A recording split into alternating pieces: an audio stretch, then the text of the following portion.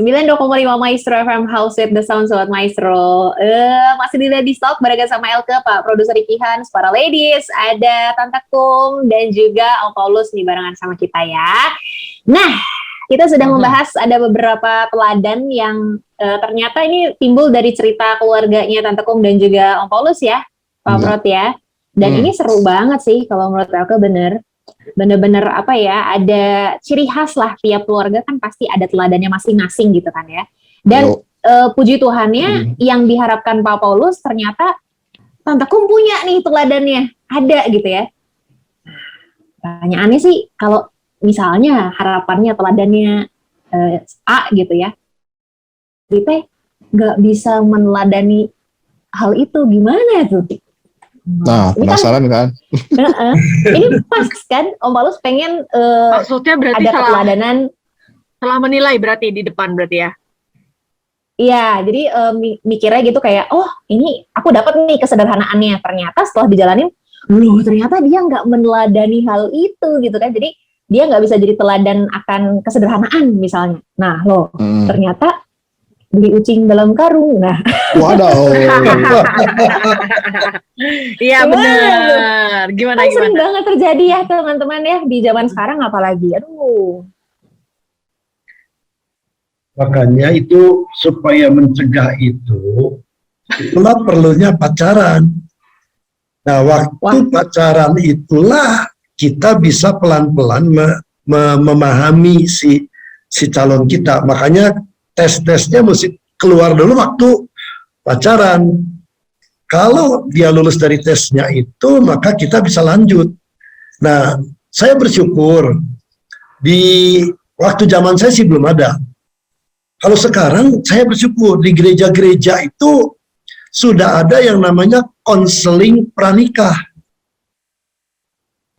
Makanya sangat penting pasangan-pasangan itu mengikuti konseling pranikah yang minimal 6 bulan. Benar. Kalau bisa 1 tahun, supaya lebih panjang, lebih bagus.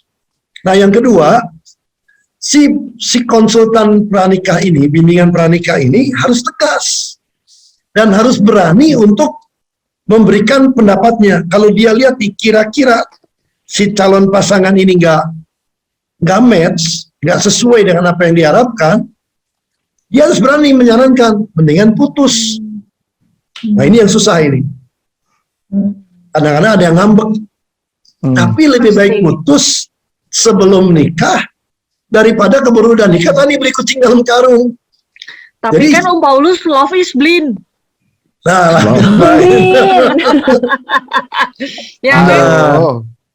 saya pernah pengalaman.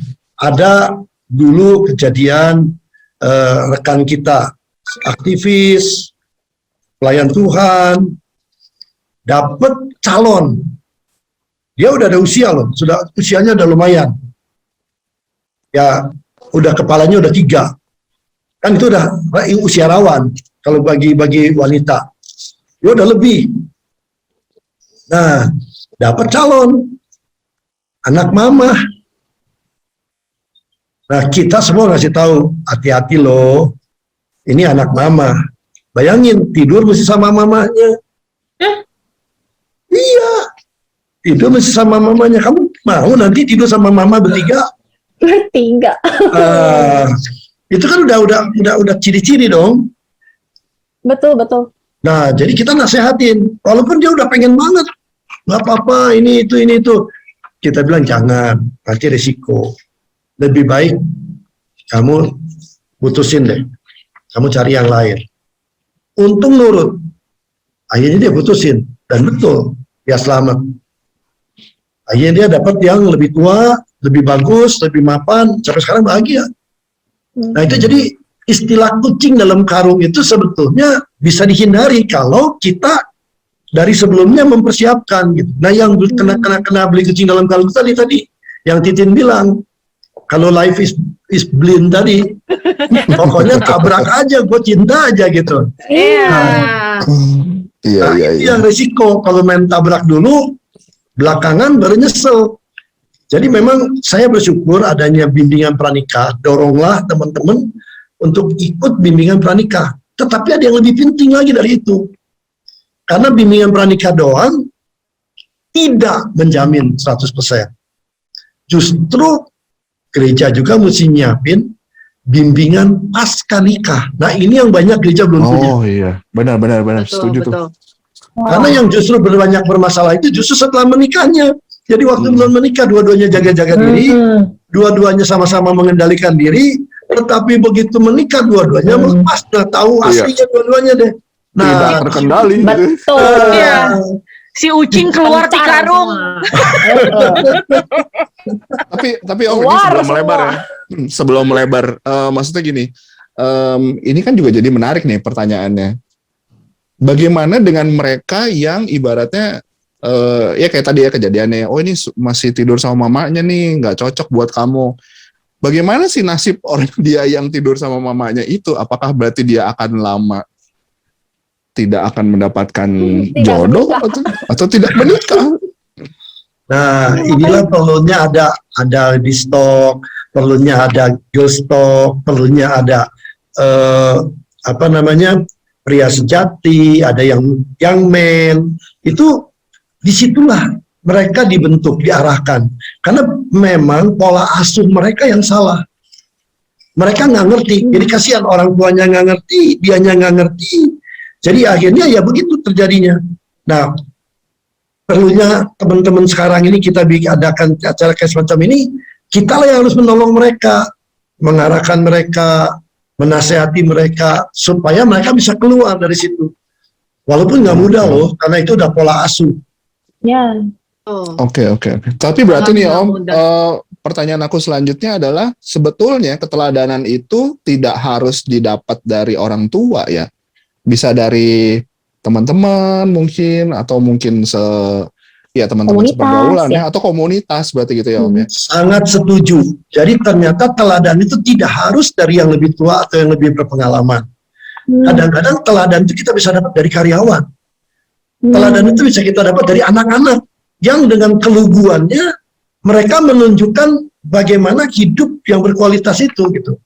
Jadi kadang-kadang saya belajar justru kadang-kadang nggak harus dari, ya bisa dari pendeta kita, bisa dari gembala kita, bisa dari orang tua kita, bisa dari senior kita, tetapi juga bisa sesama teman. Biasanya malah kalau dari sesama teman lebih kena gitu, karena kita merasa satu nasib, satu level gitu. Apalagi kalau kita belajar dari level yang lebih rendah dari kita. Nah, cuman ini perlu keterbukaan. Kita baru bisa berubah kalau kita memang mau berubah. Kita mau belajar dari orang lain gitu. Saya banyak belajar, ya saya mesti jujur. Dulu saya belajar banyak dari papa mertua. Yang kalau tadi Ibu Kumala bilang papanya teladan, memang bagi saya banyak sekali saya belajar dari papa mertua. Saya bersyukur dulu. Saya juga. Sama ya. Saya juga. Oh iya. Saya bersyukur dulu waktu pacaran sama Ibu Kumala, kalau apel ke Semarang, 1 jam tuh apel dulu sama papanya, dikuliahin. Wah. Jadi itu kuliah 1 jam itu tiap kali ketemu, ya memang bosen, tapi kuliah itu meresep lah. Dan banyak ilmu-ilmu yang saya dapat dari papanya Tante Kumala ini. Jadi papa mertua saya ini saya banyak dapat hal yang saya belajar. 1, bicara tentang hemat. 2, bicara tentang kerja keras. 3, bicara tentang bagaimana menjaga klien, menjaga konsumen. Bagaimana mendekati keluarga konsumen. Dia ngajarin sampai bagaimana kalau kita mau jaga konsumen kita tuh, datengin istrinya, datengin keluarganya. Gitu. Saya belajar banyak di situ. Terus belajar nabung. Bagaimana harus hemat, harus nabung. Saya lihat papa mertua saya memang betul pinter nabung. Tadi Ibu Kumala cerita sampai dia usia 40-an lebih itu sudah berhenti kerja, tapi dia masih bisa nyekolahin anaknya. Bahkan sampai meninggal, dia masih bisa nyisakan sesuatu buat istrinya. Wih, the real financial freedom. Itu yang menarik. Dia dulu nabungnya emas. Jadi waktu dia meninggal titip pesan di garasi itu digali di bawah salah satu ubin, ini orang dulu lah ya, itu masih ada di dalam toples, masih naruh emas 1 kilo. Wah, Tante Kum di mana rumahnya? Oh my God. Udah digali. Udah digali. Ya, Udah digali, sekarang mau udah bisa diambil. Saya juga kagum-kagum. Saya terkagum-kagum, wah bener nih, untung tuh tanahnya nggak geser loh, tanahnya geser hilang Mas. Kalau ada yang mau menerima jasa gali, boleh saya bantu? Bener ya, ternyata keteladanan nggak cuma dari orang tua kita doang loh teman-teman. Yang saya tangkap juga ya tadi berarti dari si opah itu berarti dia nggak pandang bulu juga ya, secara kan baru pacaran tapi udah dikasih banyak banget tips gitu kan, bahkan rahasianya gitu kan.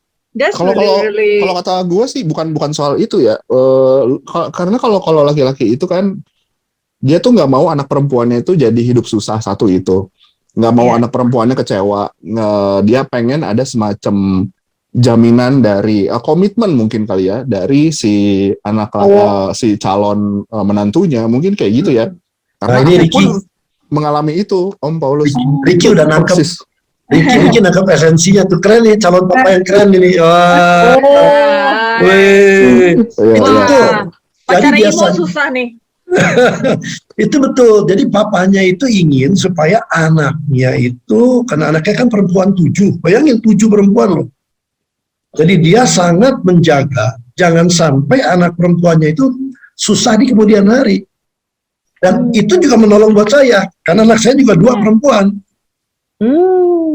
Jadi pada waktu pilih calon menantu, nah yang menarik dari papa mertua saya, dia tidak lihat saya dulu nggak punya apa-apa. Tapi yang dia lihat dari saya itu cuma semangat kerja. Iya. Walaupun waktu saya nggak punya apa-apa, tapi saya kagum, dia ngehargain saya gitu. Makanya dia mau turunin semua ilmunya, dia ceritain segala macam, ajarin saya, dan itu menarik. Dan satu lagi yang bagus, yang mungkin bisa kita pakai buat teladan. Papa mertua saya dulu selalu bilang begini, anak itu bukan investasi. Padahal sebagian orang tua zaman itu, khususnya yang tanda petik Chinese, menganggap anak itu tuh investasi. Nanti kalau kamu sudah dewasa, papa udah tua, kamu harus ngurus papa. Kamu harus ngerawat papa. Nah itu tujuannya. Nah, papa mertua saya bilang bukan, tidak seperti itu. Jadi walaupun dia belum Kristen waktu itu, tapi prinsip kekristenan sudah ada di tangan dia. Jadi dia bilang, kita harus besarkan anak kita, jangan berharap dari anak kita. Kalau nanti dia ingat, itu tanggung jawab dia. Tapi kalau dia nggak ingat, kita harus bisa hidup sendiri. Wow. Wah, keren. Itu yang keren. Jadi papa mertua itu dia nggak pernah minta sama anak. Jadi kita yang ingat. Dia kalau dikasih baru dia terima. Kalau nggak dikasih dia nggak pernah minta. Jadi itu yang membuat kita jadi menghormati orang tua kita sampai hari tua. Jadi karena kita melihat prinsipnya yang hebat. Nah, saya bersyukur, saya catat itu semua. Dan saya masih ingat waktu dia ngomong tentang anak-anak, 7 anak, 8 anak itu, dia punya anak 1 laki. Biasanya orang Tionghoa, kalau punya 1 anak laki itu udah jadi kayak raja di rumah. Ya. Diutamakan, tapi dia enggak. Anak laki 1 dengan 7 perempuan, semua sama. Dan saya kagum, di dompetnya itu ada namanya orang kuno. Dia kasih lihat sama saya. Ini anak saya nomor 1 lulus tahun sekian. Anak saya nomor 2 lulus tahun sekian. Anak saya nomor 3. Sampai anak yang ke-8, itu ada di sepotong kertas kecil dia, ditaruh di dompet. Jadi kalau 1 beres, dia coret. Jadi kalau Tante Kum bilang sampai 88-nya sarjana, itu sudah ada di targetnya dia. Oh my God. Nah ini sebetulnya seorang pria yang bertanggung jawab harus seperti itu. Saya belajar. Saya sangat bersyukur. Saya belajar, walaupun bapak saya waktu itu belum Kristen, tapi ada prinsip-prinsip yang sebetulnya sudah diajarkan oleh Alkitab gitu. Nah itu dia ikutin betul. Nah waktu kami menikah, papa saya masih tahu, ya disebutnya tahu, karena tahu itu agamanya macam-macam lah, di rumahnya komplit, ada Buddha, ada Katolik, ada Kristen, ada wah semua ada, patung-patung semua ada di tempatnya dia. Nah waktu kami menikah pemberkatan, papa saya datang bawa suhunya. Jadi itu suhunya ada yang tua, ada yang muda. Jadi masuk ke gereja ikut pemberkatan. Itu yang saya kagumi, dia menghormati kita, tapi dia juga memberi kebebasan. Dan inilah teladan yang kita bisa belajar. Jadi saya belajar dari papa, papa juga belajar dari saya. Belajar dari Tante Kum. Papa lihat, kita punya iman yang teguh kepada Tuhan Yesus, kita percaya sungguh-sungguh, kita praktek benar-benar. Jadi si papa saya memperhatikan kehidupan saya dari sejak kenal Tuhan sampai saya menikah dan diberkati Tuhan, punya anak dan sebagainya. Papa saya lihat bagaimana Tuhan memberkati pekerjaan saya. Dan akhirnya dia mengakui bahwa memang Tuhan kamu hidup. Sampai akhirnya satu hari dia bertobat sendiri. Oh, Tante Kum cerita tentang di rumah dulu ada kelenteng. Tapi papa mertua saya punya kelenteng. Dia ngurus sendiri semua. Karena nggak ada anaknya yang ikut. Cuma papa sendiri di rumah. Sampai akhirnya dia bertobat, dia serahkan kelentengnya, dia serahkan patung-patungnya, akhirnya dia ikut Tuhan. Kenapa? Karena dia lihat kita. Nah, jadi teladan itu kan cuma dari yang tua. Teladan juga bisa lihat dari anak gitu. Betul. Itu kira-kira yang saya dapat, bagaimana saya belajar dari mertua, tapi mertua juga belajar dari saya. Ini Tante Kum diam aja, pasti dia semakin ingin memeluk suaminya mungkin ya.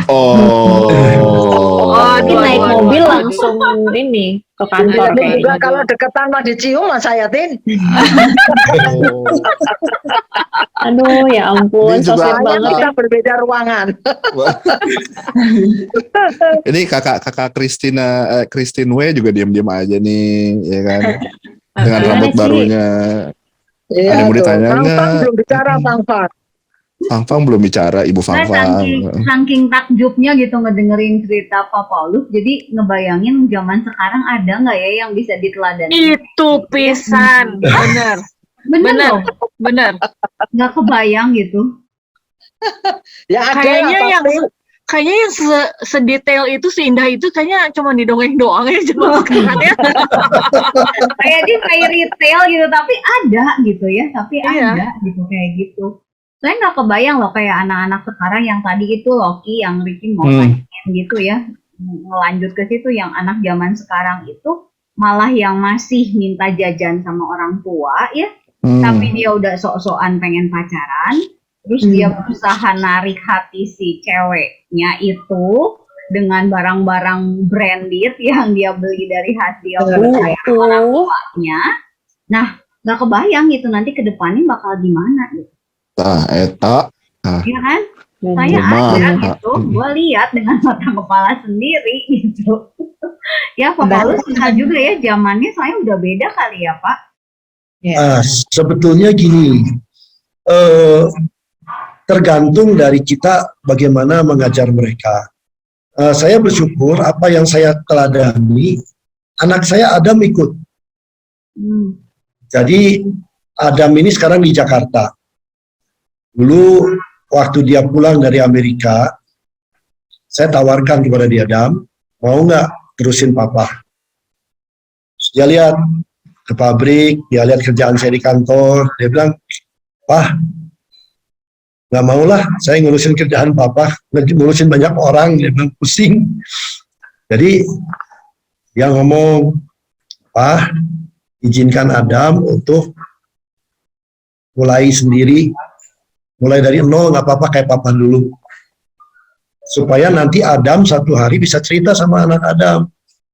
Adam juga bisa punya kebanggaan, sama seperti papa punya kebanggaan. Jadi Ada mau ke Jakarta aja, ada mau mulai usaha sendiri. Jadi saya juga mengizinkan. Ya udah, Adam silakan. Sok kamu dengan cara kamu mulai. Ya walaupun awalnya saya berdebar-debar juga ya, namanya juga papa, karena saya pernah ngalamin susah. Saya nggak mau anak saya susah dong.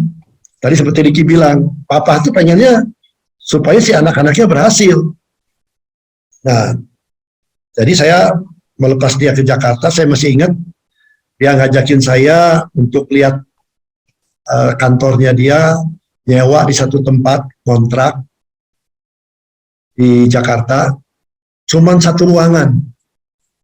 Jadi saya ingat, nostalgia, dulu juga saya waktu pertama kali bisnis, saya juga ngontrak pavilion orang. Nah ternyata Adam ikut yang sama. Dia ngontrak satu ruangan di atas bangunan orang lain. Dan ya puji Tuhan dia jalanin bersama dengan teman-temannya, dia kongsi bertiga. Dan saya melihat bagaimana Tuhan memberkati dia.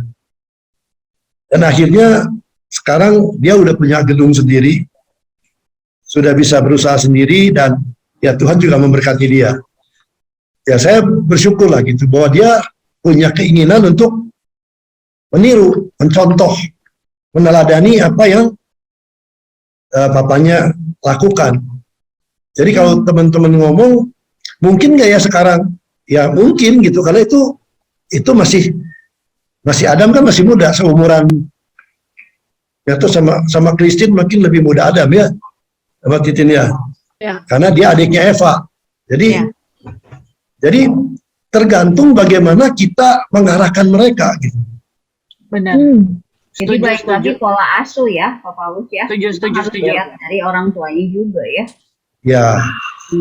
Ya, jadi kalau apa namanya? Kalau saya bilang, memang ada dua kasus sih, Pak. Satu, orang tuanya baik, ya, memberi teladan. Tapi ada yang anaknya itu nggak baik, ada. Iya betul. Nah, tadi yang Bang bilang, orang tuanya mungkin baik, tapi anaknya borju, bisa. Kenapa? Karena mungkin dari lingkungan pergaulan, ya. Nah, kalau seperti itu, kalau sebagai orang tua yang bijak, ya dia harus bisa mengarahkan anaknya, gitu. Jangan membiarkan, gitu. Karena apa namanya, nggak selalu kita tuh hidup di atas. Betul. Sekalipun sekarang orang tuanya mungkin masih kaya. Ya. Tapi kasus yang kedua, anaknya baik, tapi orang tuanya yang nggak baik, nggak ngasih teladan. Ada nggak? Ada. Ya.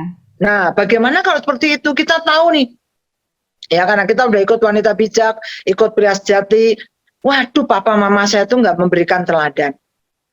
Yang udah nggak apa-apa. Ya, apalagi kalau mereka udah meninggal. Nggak usah dilihat yang jeleknya. Tapi kita harus punya komitmen, saya nggak mau seperti orang tua saya. Mereka sudah salah karena mungkin mereka waktu itu belum ada pembinaan untuk menjadi seorang yang bijak itu mungkin belum ada. Ya nggak usah marah dengan mereka, nggak usah menyesal ya. Tapi kita punya komitmen, saya nggak mau seperti mereka. Cukup sampai mereka. Tapi saya mau berubah untuk lebih baik dari mereka. Gitu. Ya. Oke, benar sih. Gitu. Yang pertanyaan loh di kepalaku. Benar. Nanti. Sabar. Aku juga punya banyak banget pertanyaan nih teman-teman ya. Jadi nanti ya Sobat Maestro kita bakal balik lagi. Stay tune ya. Ladies Talk.